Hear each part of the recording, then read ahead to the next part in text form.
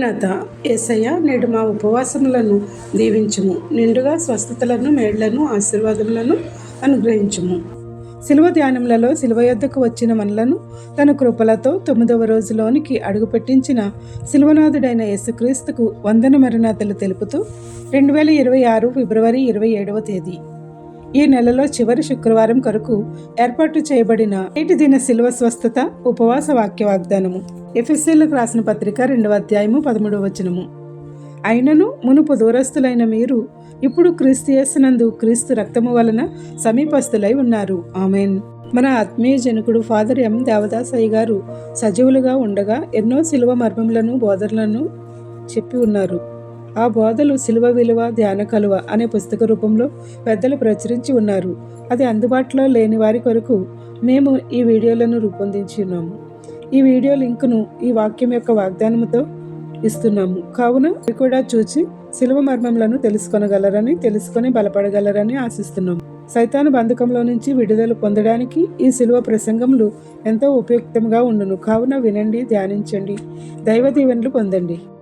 ప్రియమైన దేవుని విశ్వాసులారా, దేవుని రక్షణ పొందక మునుపు దూరస్తులైన మనము రక్షణ పొందిన తర్వాత యేసుక్రీస్తు రక్తంలో కడుగబడిన వారముగా, ఆయన బిడ్డలముగా, సమీపస్తులనుగా చేసి ఉన్నాడు.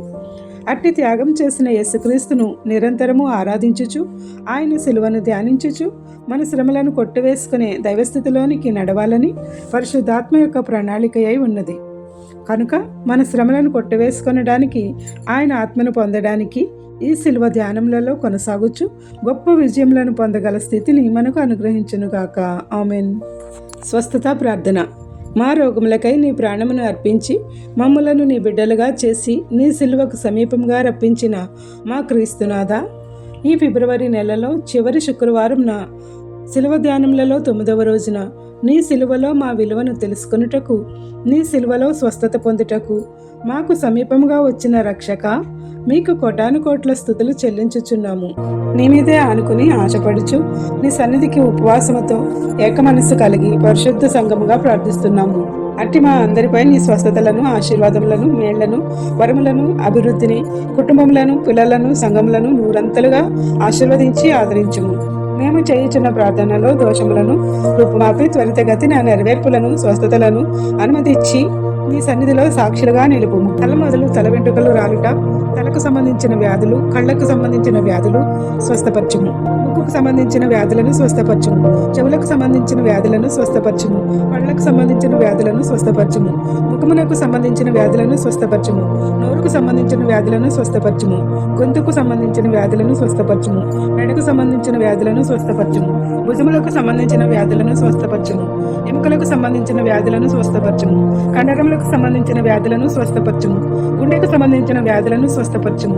ఊపిరితిత్తులకు సంబంధించిన వ్యాధులను స్వస్థపరచుము. కాలేయములకు సంబంధించిన వ్యాధులను స్వస్థపరచుము. కిడ్నీలకు సంబంధించిన వ్యాధులను స్వస్థపరచుము. రేగులకు సంబంధించిన వ్యాధులను స్వస్థపరచుము. గర్భాశయ దోషములను స్వస్థపరచుము.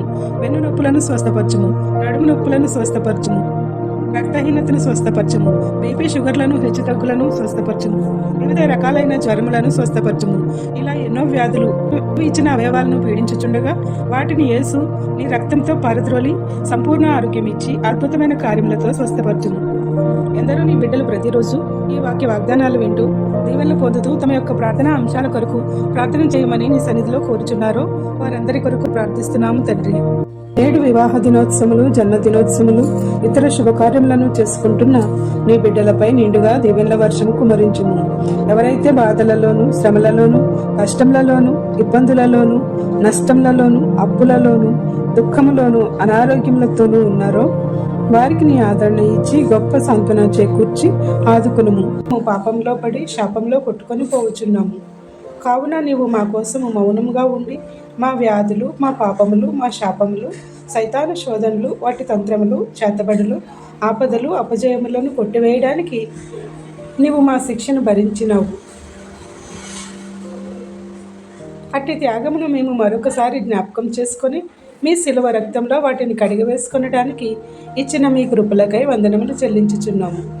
ఇంకా ఎవరైతే ఈ చెడు కార్యములను కలిగి ఉన్నారో ఇప్పుడే వారు మీ సన్నిధిలో మోకరించి ప్రార్థన చేసుకుని కొట్టివేసుకునే శక్తిని అనుగ్రహించమని వేడుకొనుచున్నాము. మా అందరిపై నూరంతలుగా స్వస్థతలను ఆశీర్వాదములను కుమ్మరించమని వేడుకొనుచున్నాము. ప్రతిదినము నీ వాక్య వాగ్దానం చదవడానికి నీ గొప్ప తలాంతులకై స్తోత్రములు చెల్లిస్తూ మాకు కావలసిన ప్రతి యుగులను సంపూర్ణంగా దయచేసి సాక్షిగా నిలుపుము. ఎవరైతే ఈ ప్రార్థనలో ఏకీభవించుచున్నారో ఆ ప్రతి బిడ్డపై నీ దీవెనల వర్షం కుమరించు. తండ్రి యొక్కయు కుమారుని యొక్కయు పరిశుద్ధాత్మ యొక్కయు శిలువనాథుడైన యేసుక్రీస్తు ప్రభువును ఆయన రక్తము ద్వారా ఆయనకు సమీపం కాగల స్థితిని నిరంతరము మనకు అనుగ్రహించి స్వస్థతలతోనూ దీవెనలతోనూ వరములతోనూ భాగ్యములతోనూ ఫలములతోనూ మనలను నింపునుగాక. ఆమెన్. ఇట్లా దేవుని సువార్త పరిచర్యలో మీ సహోదరి. Praise the Lord. God bless you. అందరికీ మరణాత.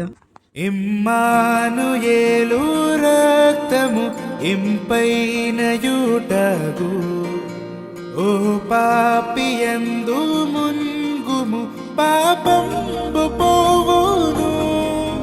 యేసుండు నాకు మారుగా ఆ సిల్వ చావగా, శ్రీ